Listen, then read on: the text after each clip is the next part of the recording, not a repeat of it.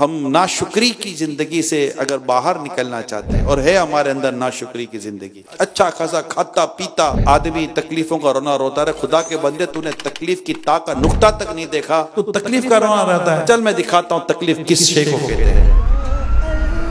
ہسپتالوں میں لے جائے، برن وارڈ میں لے جائے، بندہ جا کر برن وارڈ میں جا کر ان پیشنٹ کو دیکھے اور اپنے آپ کو دیکھے سجدہ شکر ادا کرے۔